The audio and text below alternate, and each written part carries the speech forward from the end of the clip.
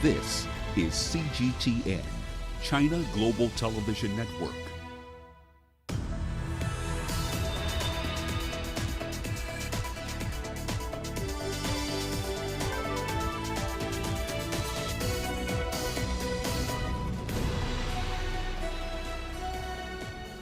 Hello there, welcome to this edition of Global Business Africa. In the course of the hour, we'll run through the business news stories you need to know about from the continent and beyond. But first, a quick run through the markets for you. So we're getting more bank results coming through over in Kenya for the third quarter. ABSA's Kenyan unit reported a 65% fall in net earnings after tax and exceptional items, around $17.6 million on record there. But that comes after a 147% rise in provisions for bad loans to just under $70 million.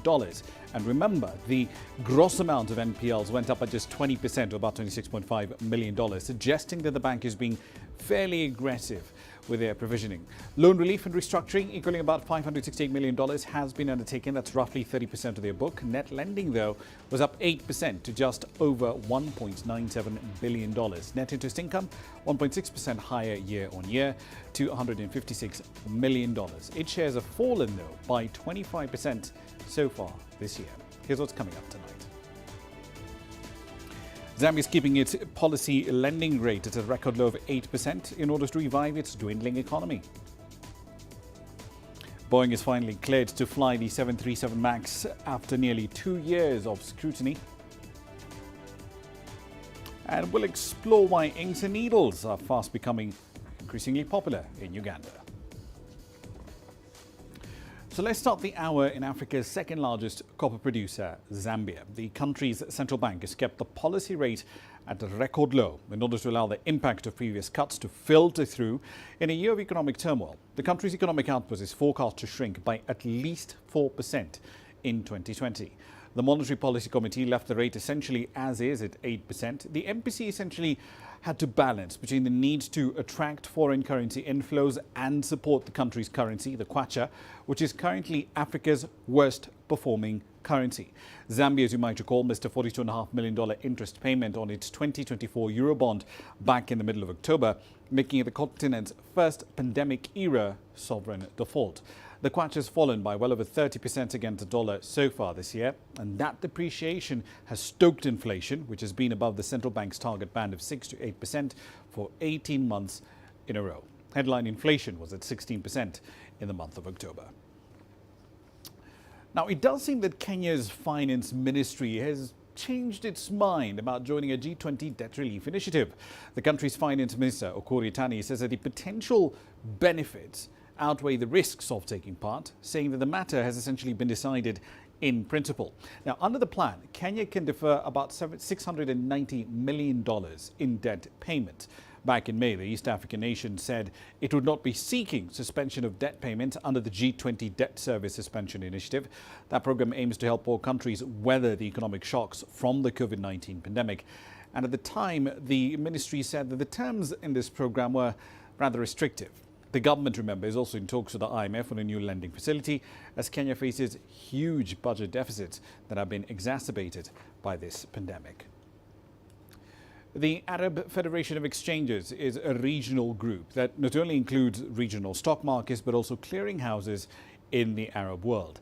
It's had a major internal reorganization, with the chair of Egypt's stock exchange, Mohammed Farid, becoming the first elected president of the body. CGTN's Yasser Hakim sat down with the head of the Egyptian bourse for a review of the federation's plans, but also the odds of new listings coming to the market in 2021. What are your plans and ambitions to achieve at the Arab Federation of Exchanges in the next period of time? An extensive reform plan and education and training program amongst all regional exchanges and other members from the clearing houses, whereby adopting and understanding the importance of fintech as the future in that area, or technology in general. It's quite rare to say, but one of the benefits of COVID-19 that any technological plan that probably needed 10 to 15 years to be seeing it rolled out for the public and to be used, but now it can take few months and to see the technology being adopted and implemented, given the curfew and the lack of transfer and travel. We have the two big projects. One would be with the aim of creating a regional ETF between the different exchanges, whereby an index in collaboration with Refinitiv, which is formerly Reuters, developed a low carbon index, low carbon emission index across all the region. And if I'm not mistaken, there were around eight exchanges being represented in this index because of the companies being represented in this index. And the second step afterwards would be trying to create some particular funds that can be trading this particular index and listing it on the different exchanges, and hence enabling investors to buy a particular or a single fund certificate. And by doing that, you are investing in 8 or 9 markets in the entire region. So this collaborates or adds to the integration, hopefully, that we get to see. How did you deal with the outbreak of the coronavirus this year, and how did you manage throughout this ordeal, especially that you decided not to close down during that period? The option and the concept of closing down entirely or seizing the trades and so on and so forth was not on the table. However, it was challenging because at the end you have the personnel that are curfewed, are trying to handle the databases, are trying to handle the trading platform to be shut and open and operating effectively with the clearing house as well. The starting point was to ensure that everything can be done electronically. You have a business continuity plan, you have a disaster recovery site, and so on and so forth. But while doing so, you needed to ensure that all processes can be conducted remotely. We developed some of the programs very quickly that would enable even brokerage companies to be able to work remotely instead of having to go to the premises associated with the exchange itself. And finally, sir, there are attempts to stimulate the market by trying to attract investments and investors into the market. What has been done in this regard, and is there a plan on the medium term and long term? Facilitate and expedite the process of companies being able to buy what is called treasury shares on the same day. Previously, it was a process that could take up to a month for companies to buy their own shares. We're trying to stimulate private sector IPOs as much as possible. We have a pipeline of companies that we're planning to go public, to go for a public offering this year. However, the conditions of COVID and wanting to ensure that their financials is not hit hard by the COVID-19 aftermath and so on and so forth, extended their plan a little bit, probably to next year. An educational campaign has been done. We go directly as well with universities and school as well, students, trying to educate them. We created our own simulation program that would go nationwide, hopefully early next year, to enable anyone who would want to tinker with the idea of learning to trade and so on and so forth.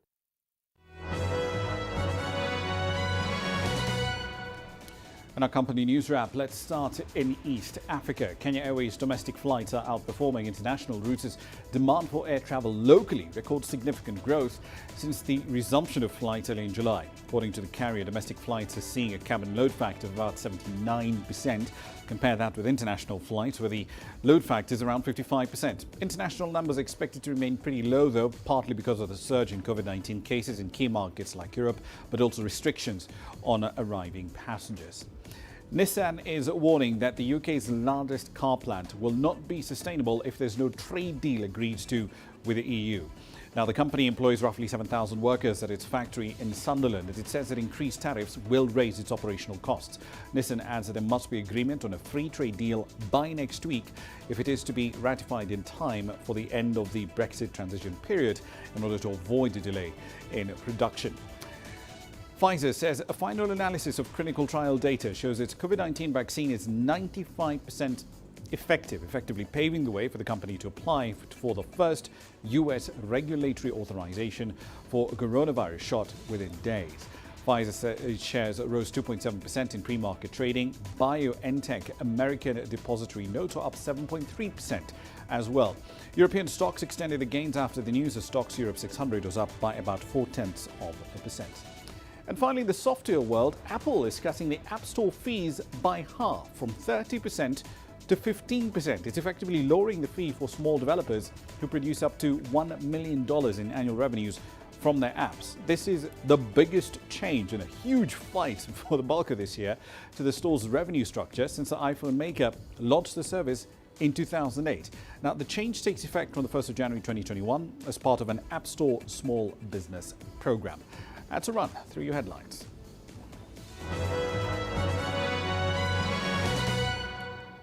You're watching Global Business Africa. Time for a short break. Here's what's coming up next.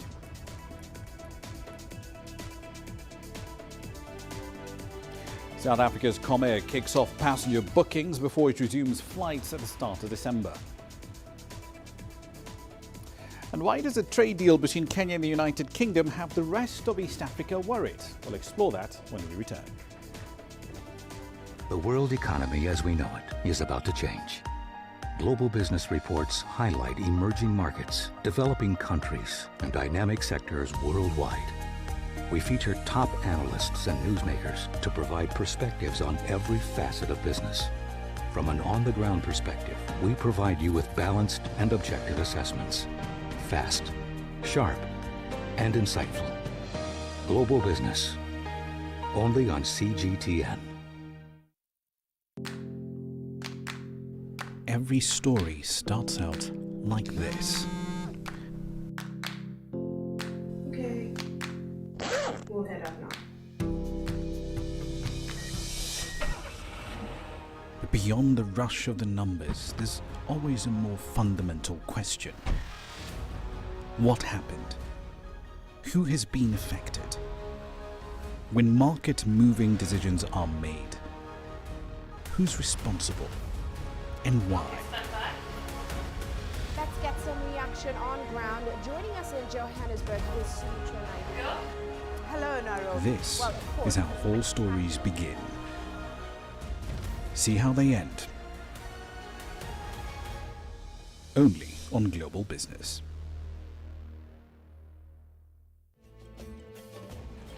There's more to this place than just glorious landscapes. There's more to it than just, say, Table Mountain or glorious, endless salt flats. There's more to it than countries that are home to some of the deepest mines in the world. There is so much more to this place, even if it is home to some of the finest diamonds on the planet. It is the sheer diversity of the people who call Southern Africa home and the relentless drive to make it a better place that make it so special. And we know that because this too is home.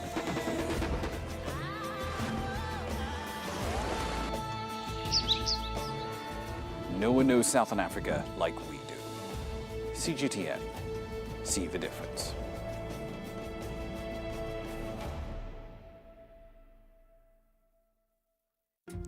Africa is the nexus of enterprise, and Global Business will tell you why it matters. From the mega investment projects to multi-billion-dollar mergers and acquisitions. Africa today collects, just in terms of revenues from taxes alone, $545 billion a year. If you take 10% of that and you devote it to the energy sector, problem solved. All this on Global Business, weekdays at this time on CGTN.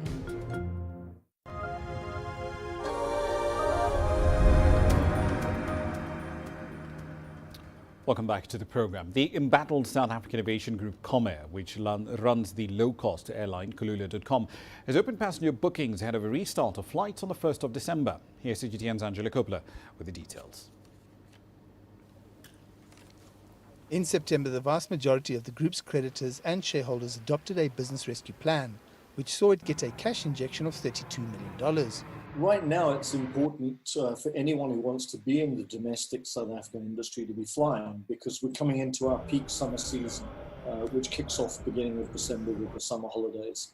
So that's traditionally a busy time of the year for the budget carriers. It's about market share, and analysts are saying the market isn't the same as it was 9 months ago.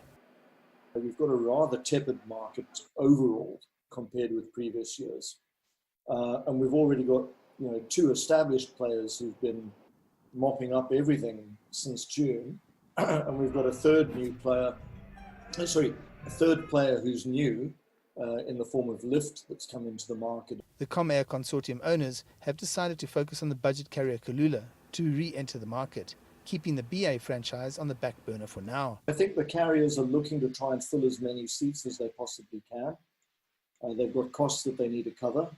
They're not nearly as profitable as they were in the past. And so the game now is to cover the costs and eke out whatever margins are possible in this market. And I think also there'll be some regional traffic. I think, there are people certainly with the ability to travel in some of our neighboring countries who also want to come here either for spending the Christmas season with family or because they want to come on holiday. While the local market is considered tepid, it's traditionally seen annual compound growth of between 5.5% and 6% per annum. Mango, Kulula and FlySafe Air have all been the incumbents on the main core domestic routes, but now you've got Lift and you've got Airlink, which importantly have also become a key player on those core domestic routes, which they never were before. The airline industry is cutthroat and it's an overtraded industry as it is, especially in South Africa. And then we're also still waiting to see what happens with SAA and what its intentions will be when it comes back on stream. I'm Angelo Coppola for CGTN in Johannesburg, South Africa. Still in aviation, Cairo International Airport topped Africa as far as the cargo transport volumes in 2019 are concerned. Air freight over there went up by 12% year on year. Kenya's Jomo Kenyatta International Airport was ranked second.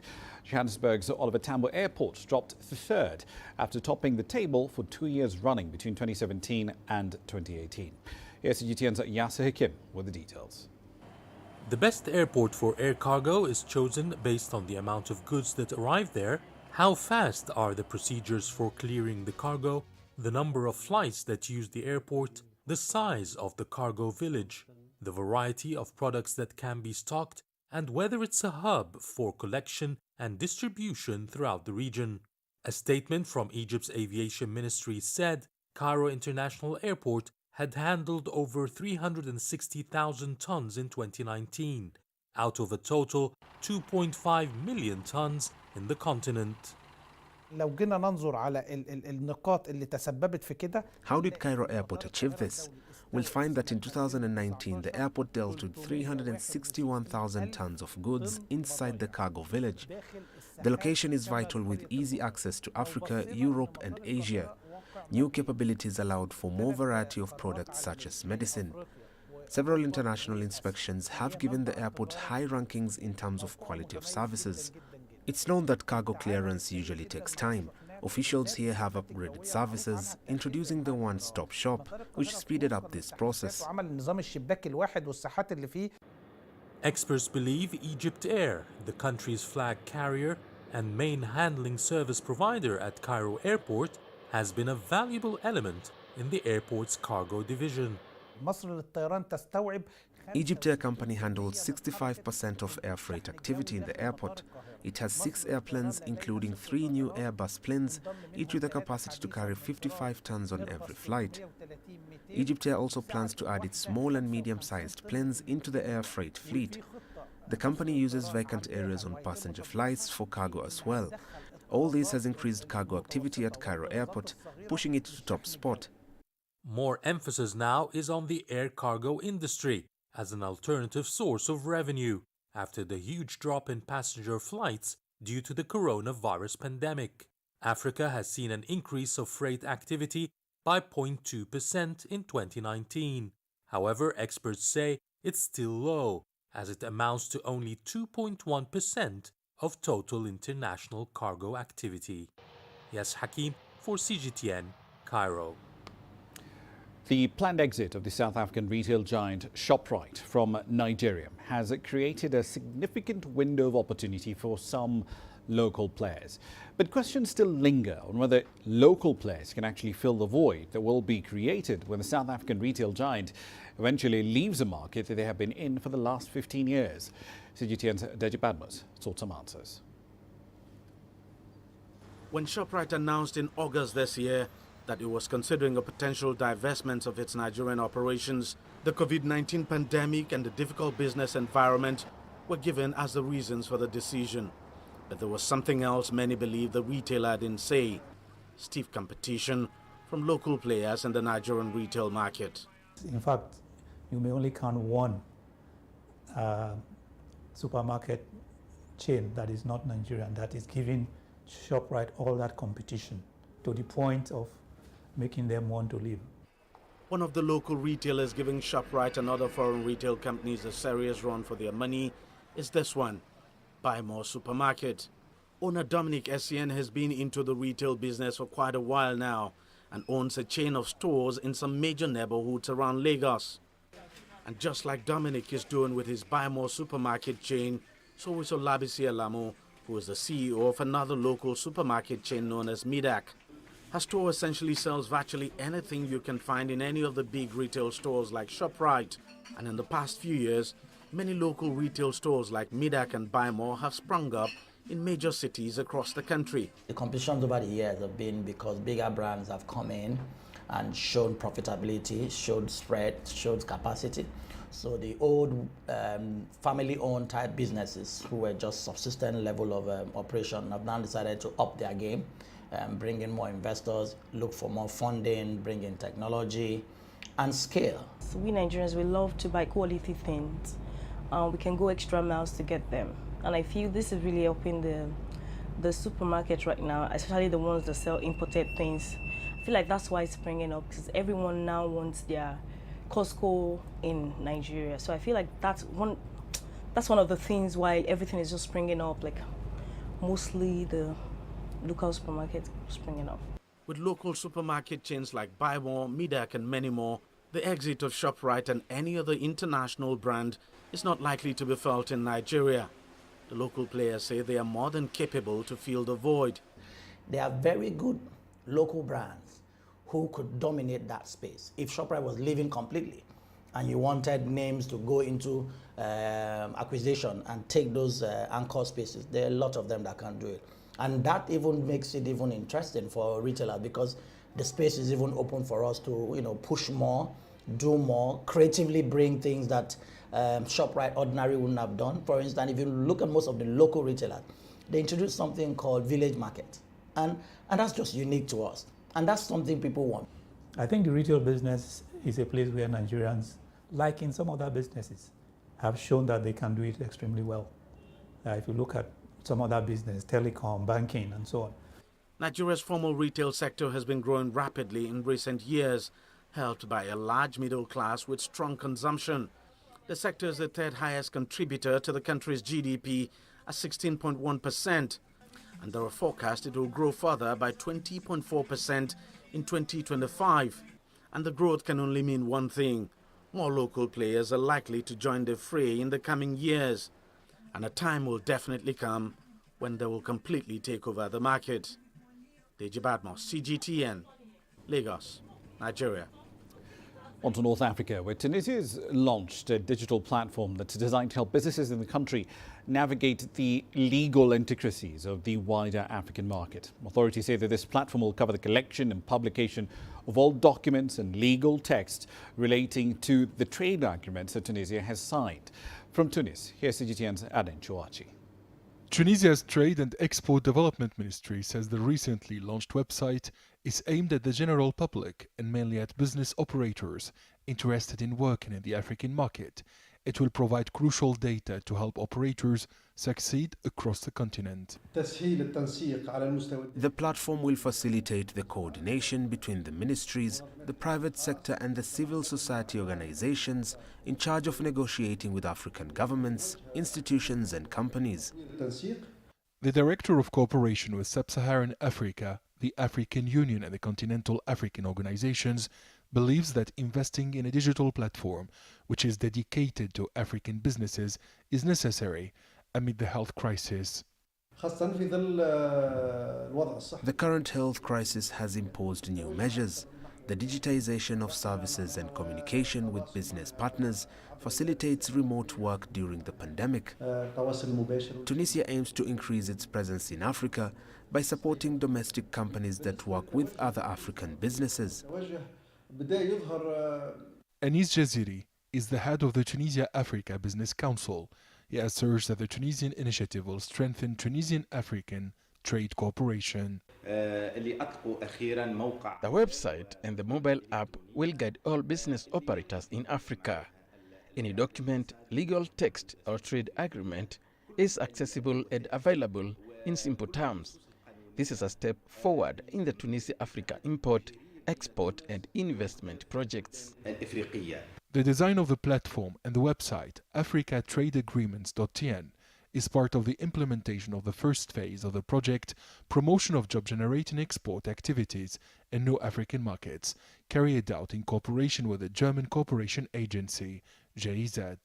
The Tunisian government says the project of the Ministry of Trade and Export Development aims to improve the positioning of Tunisian small and medium-sized enterprises and to increase their presence in Africa while boosting exports to African markets. Abdel Shawishi, CGTN, Tunis. Back to East Africa. Trade experts in Uganda are worried that the recent trade agreement between Kenya on one hand and the United Kingdom on the other might be sending the wrong signals to the wider East African Community trade bloc. You see, earlier this month, Kenya and the UK finalized negotiations on a trade deal that will provide for companies operating in Kenya, including British businesses, to benefit from duty-free access as they export products to the UK. But that agreement could affect future cooperation among members of the EAC. Here's CGTN's Michael Baleke explaining why. The new deal will see Kenya export products such as cut flowers, vegetables, coffee and tea, while the UK will have free access to import vehicles, pharmaceuticals and paper worth almost $1 billion. But trade experts argue the trade deal may affect the relationship of countries within the East African trade bloc. There are areas as a region where we are yet to fully agree. Areas like investment, areas like services, areas like electronic commerce, digital trade, which Kenya has now moved on to agree into the FTA with the UK. Kenya is part of the EAC trade grouping, which includes Uganda, Rwanda, Tanzania, Burundi and South Sudan. The countries had agreed to negotiate as a bloc in 2021 because of the election period in Uganda and Tanzania. But trade experts believe the push by Kenya to secure its own pact with the UK could undermine the process and also affect the free movement of goods between Kenya and her EAC partners. Our partner states have weak capacity to verify the originality of Kenyan exports to other partner states. And it has been the case, by the way, so far, when Kenya entered into a rice agreement with Pakistan. The UK deal with Kenya could also push existing trade tensions in the EAC over the edge. Kenya has recently been blocking Uganda's sugarcane, poultry and dairy products from entering its market.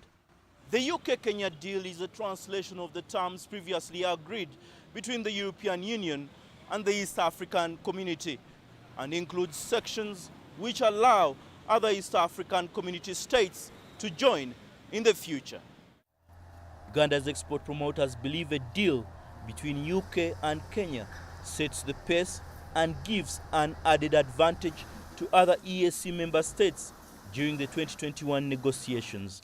What will Britain gain by giving an unfair advantage, by giving lesser market access benefits to these African countries than they have been getting from the EU bloc? And please remember, the EU bloc is still available as a big market for African countries. For Uganda's case, the EU bloc is the market for current market of more than $500 million. In under 2 years, the UK government has signed or agreed in principle trade agreements with 52 countries. However, Kenya still has up to the end of the year to ratify its agreement with the UK. Michael Baleke, CGTN, Kampala, Uganda. Mobile telecommunications firms in Zimbabwe are concerned about low smartphone penetration rates in the country. They say that in turn is slowing down the adoption of digital services, and that in turn does affect their long-term growth prospects. Zimbabwe's smartphone penetration is about 52%, and that, they say, is well below other countries on the continent, South Africa, Kenya and Nigeria. In those markets, the penetration is well over 80%. Here's CGTN's Ramah Nyang with the details. Zimbabwe's active mobile subscriptions declined by 6.7% in the second quarter of 2020, dragging down mobile penetration to 87.8% from 94%. Just over 50% of mobile phones in use are capable of surfing the net and using mobile apps, which has had a bearing on the digital drive. The country's largest mobile network, Econet Wireless, says a 52% smartphone penetration, significantly lower than regional peers, has hampered the adoption of digital services. The slump has been attributed to the tough economic environment. Cost is a very significant impact. You'd realize in an economy such as ours, disposable incomes are not as much as those from the first world countries. Zimbabwe's vision 2030 is to become a middle income level country. But currently where we stand is we have a market that tries to afford the products so that they remain relevant to the global aspect. Despite the current subdued smartphone penetration, an uptick is projected in the long term. Where we're headed, I would like to believe the statistics are bound to rise. Simply because when you look at the demographic transition into the workforce, you're talking of the Generation Y and Generation Z entering into the workforce. This is a generation that has largely been focused on using smartphones to answer the question of efficiency. You're speaking of a generation whose purchasing behavior is largely centric on technological advances and gadgets. But even before a change of guard in the labor force, Zimbabwe's telecoms operators are in talks with the government to lower duties on mobile devices in order to spur adoption of digital services. On their part, manufacturers are also trying to design phones that fit the needs, both technical and financial, of the hard-pressed market. GTEL designs smartphones locally and has them manufactured at a factory in China. Its devices are almost half the price of comparable big-name brands and plans to lower costs even further. Ramah Nyang, CGTN, Harare, Zimbabwe. It's just after 18:30 GMT. You're watching Global Business Africa. Here's what's coming up next.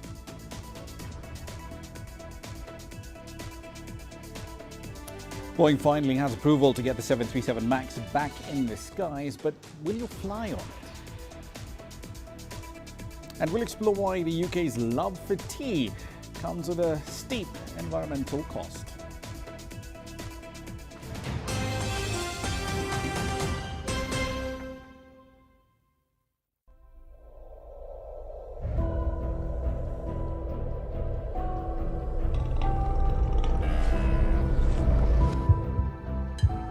It's just taken me completely out of my depth, but at the same time it's exciting. It's new, it's different, it's a challenge. It's really exciting.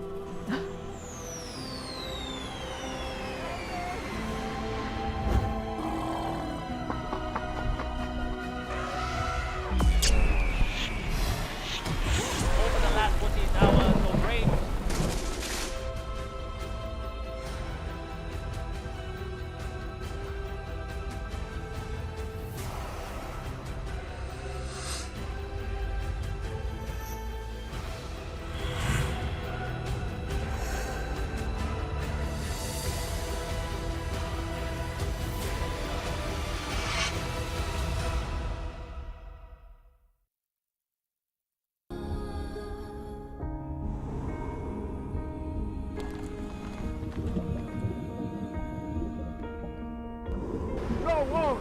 No one again began holding guns. Machine guns from police forces towards the protesters.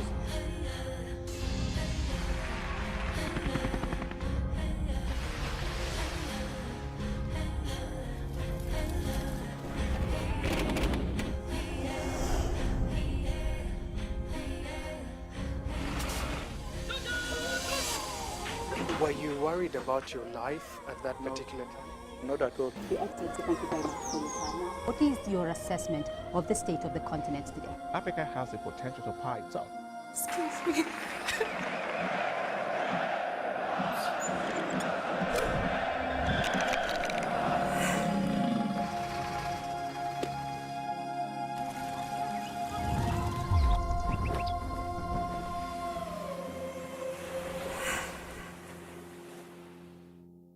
Business in Africa is at a crossroads.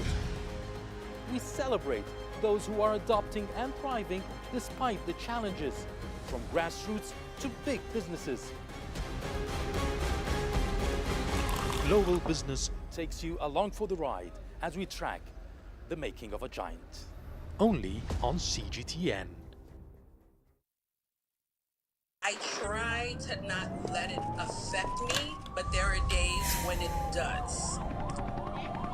I'm a human being, and to see patients in a hospital bed and their family members are not there, there's no one there to hold their hand, that human touch, you know?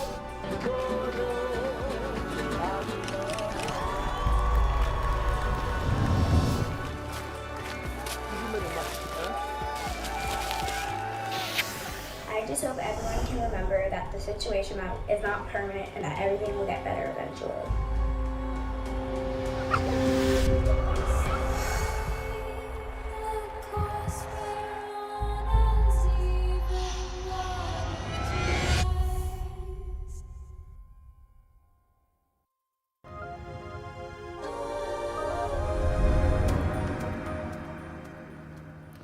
Welcome back to the program. After 2 fatal crashes and nearly 2 years of intense scrutiny, corporate upheaval and a standoff with global regulators, Boeing has finally gotten approval from the FAA to fly 737 MAX, at least in the United States. Now, the Federal Aviation Regulator detailed software upgrades and training changes that Boeing must make in order to resume commercial flights after this 20-month-long grounding. That is the longest in commercial aviation history. The 737 MAX crashes in Indonesia and in Ethiopia collectively claimed 346 lives in 5 months between late 2018 and March 10th, 2019. And that triggered a firestorm of investigations, frayed US leadership in global aviation, and it cost Boeing some $20 billion. So where do we go from here? Let's explore that in some detail with Giles Gibson. He joins us now from Washington, D.C. So Giles, the FAA has given approval for the plane with modifications to get back into commercial service. But what else needs to be done before airlines can get these birds back into the sky? Well, Ramah, the FAA has now lifted the grounding order, but there is still really a long list of things that needs to happen before we'll see 737 MAXs back in the skies, at least here in the United States anyway. Just for example, the FAA has to approve pilot training procedures for all the different airlines that are going to be using these planes again. The planes themselves obviously need to be updated as well. And there is also a really big question mark just about how fast these airlines are going to want to get these planes back into service over the coming months, because of course since the coronavirus pandemic really hit the United States hard back in March and April, we've just seen this drastic drop off in passenger numbers for all sorts of airlines right across the United States, from United to American and lots of other regional airlines as well.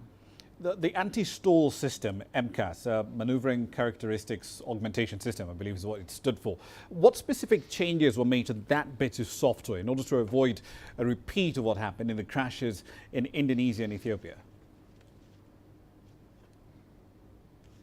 Yeah, so MCAS is this special piece of software that was designed to push the nose of the aircraft down when it was in very specific flying conditions. And it came under intense scrutiny from investigators who are looking into the varied causes of the Lion Air crash, as well as the Ethiopian Airlines crashes as well. What Boeing are now saying is that they are going to be using 2 sensors known as angle of attack sensors, and that the MCAS system, the nose of the plane, will only be automatically pushed down if both of those sensors agree in terms of the feedback that they're getting on the flight activity. So that is a very significant change in this key system that was, as I say, really just looked at so closely by investigators looking into the causes of those 2 fatal crashes.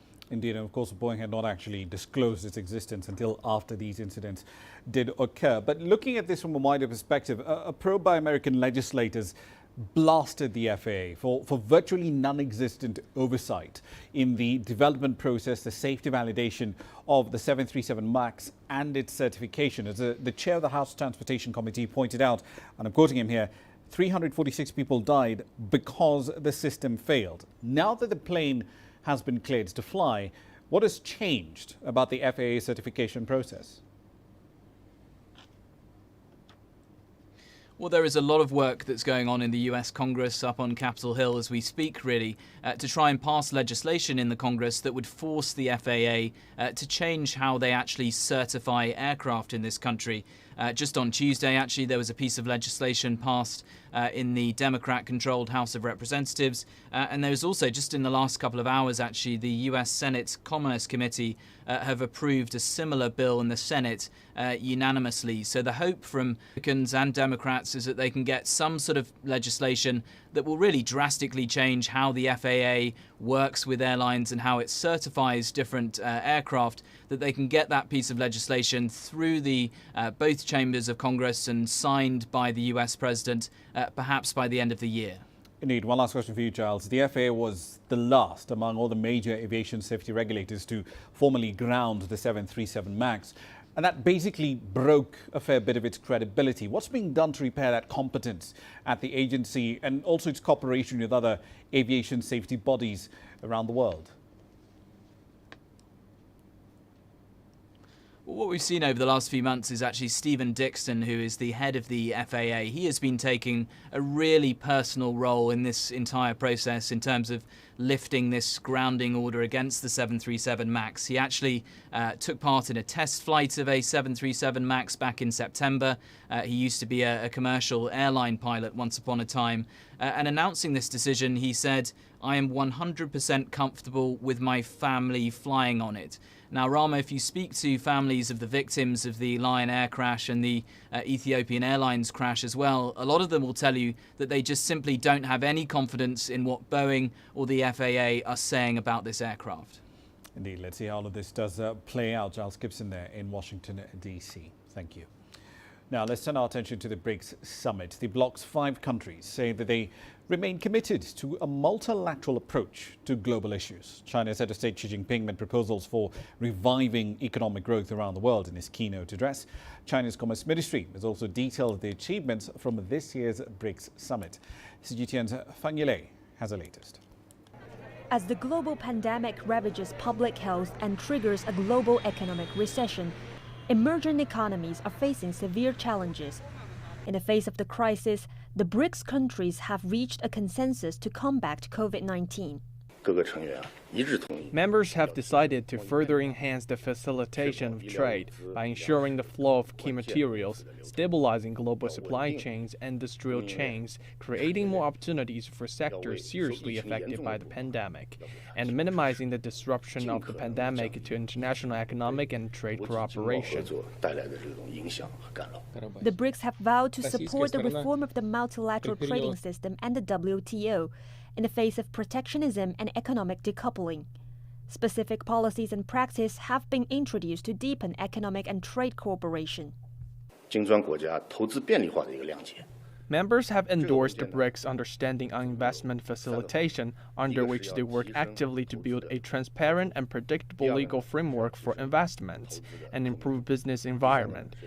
They've also endorsed the guidelines for promoting effective participation of medium-sized and small enterprises in international trade, which set out measures including enhanced transparency, stronger policy coordination, and better exchanges in regulatory information and practices, to create favorable conditions for MSMEs to conduct trade and investment activities and integrate into the global value chain. The BRICS have updated their economic partnership strategy. It makes clear their priorities for the next 5 years, mainly in trade, investment, finance, the digital economy, and sustainable development. Experts say the partnership strategy is highlight the cohesion of BRICS while aiming at sectors that are mostly influenced by the pandemic. They say it shows the determination of developing countries to deepen collaboration amid the escalating tensions towards an open and innovative world economy. Feng Yilei, CGTN, Beijing. Now, China's vast market potential and its commitments to further reform offer opportunities for UK businesses as China maps out its economic blueprint for the next 5 years. China's ambassador to the United Kingdom, Liu Xiaoming, laid out these plans in a webinar attended by over 200 business leaders from China and the UK. CGTN's Jiang Nini reports. The 14th five-year plan has mapped out China's developments to be coordinated, green, open and driven by innovation. China regards self-reliance in science and technology as a strategic pillar of its national development. The latest UK trade data shows that for the first 8 months of the year, British goods export to China rose by 10.7% compared with the same period in 2019. British exports to China are up by £837 million year to date, the latest sign of the importance of the economic ties. We welcome this opening up, which is vital for China, but also part of Britain's future prosperity. If you could explain to all of us how that will help those of us who want to share in and contribute to China's success. This dual circulation by no means is a closed circulation. On the contrary, it means China will be more open. China will make more efforts to connect international and domestic markets. Bilateral relations between China and UK have deteriorated this year over the issue of Huawei and Hong Kong. The uncertainties over Brexit and the hardening of positions by some could further jeopardize business sentiment. We hope that UK will continue to provide an open, fair, just, and non-discriminatory environment for Chinese businesses to invest and operate here in this country. Both countries could also tap into their common agenda of green development, with 2 major climate meetings to be held in China and UK next year. Liu believed the businesses could further expand cooperation in areas of green recovery, technology and finance. Zhang Nini, CGTN, London. Now, by one estimate, more than 100 million cups of tea are consumed in the UK every day. But at a time when more and more people around the world are starting to ask about the environmental cost of their actions, this habit does pose quite the challenge to the environment. Many tea bags, as it turns out, do contain a plastic fibre that is not biodegradable. Kitty Logan takes up the story. Time for tea is time to unwind. And what better way to enjoy a leisurely high tea than in an English country house? A British tradition dating back to the mid-18th century. Today, the UK is still one of the world's top tea consumers, drinking more than 160 million cups a day. That's several daily cups of tea per person. Many prefer a quick brew up at home. It's a simple process, but what's really in our favourite tea bags is much more complicated. In normal tea bags, they put an interlayer, so a thin layer of plastic fibres over the top of the paper before they put the tea on it, and then another thin layer of plastic fibre, and then another layer of paper. And so when they squash it together, they can very rapidly seal it. While scientists say there's little evidence of plastic ending up in your drink, the issue for the environment is the average tea bag won't biodegrade due to the plastic content. So there's only a tiny bit in each tea bag, maybe 50 milligrams in each tea bag. But when you multiply it up, it equates to something like 5 tons a day. It's already in the form of microfibers, which can quite easily physically break down into really small microplastics. Major tea brands now recognise the problem and are working on changes. Top-selling Yorkshire Tea says it's switching to a plant-based seal. PG Tips also claims it's created a new biodegradable product. But environmental campaigners are calling for more clarity about how to dispose of these forms of plastic. Is it best to be put in the bin? is it be best to put into their council's recycling or food composting scheme, or can they put it into their own compost in their back garden? And until the big companies are really clear about that, it's not going to solve this plastic pollution problem. Top tips are to use ethical brands with a stitched rather than glued tea bag, and to avoid too much packaging. But even better for the environment is not to use a tea bag at all, and take the time to make and enjoy tea the old-fashioned way. Well, this is the traditional English afternoon tea, but it's also the most sustainable way of making it. Simply loose leaf tea in a china pot. But not all of us have the luxury of taking so much time for our tea. We simply need to pop a tea bag in a cup. That's creating a real challenge for tea companies, who now have to come up with a more environmentally friendly way of producing that tea bag. With more public awareness of plastic waste, sustainable tea bags are increasingly popular.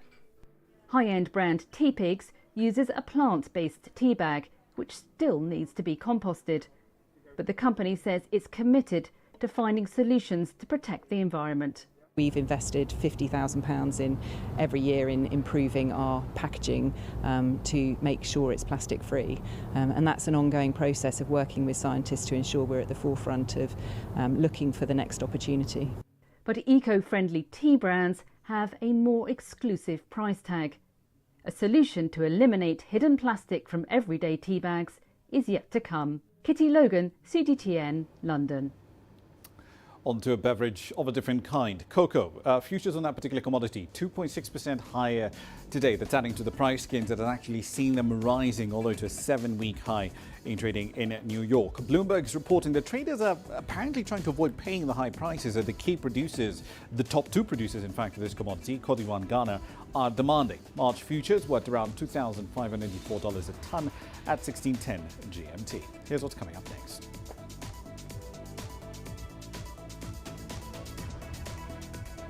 Inks, needles, and a lot of art. We'll have the details on tattoo culture in Uganda when we come back.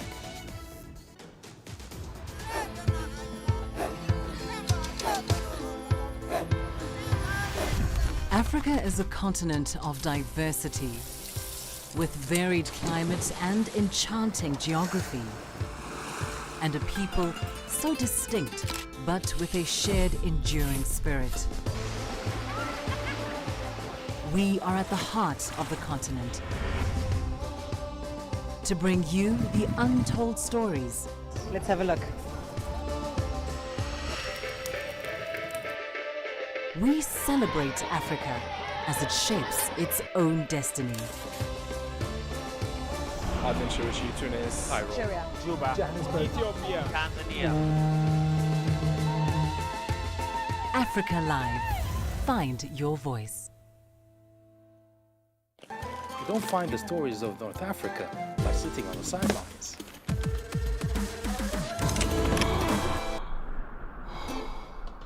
No one else will take you where we can in North Africa. And no one else will show you what it's all about. CGTN, see the difference.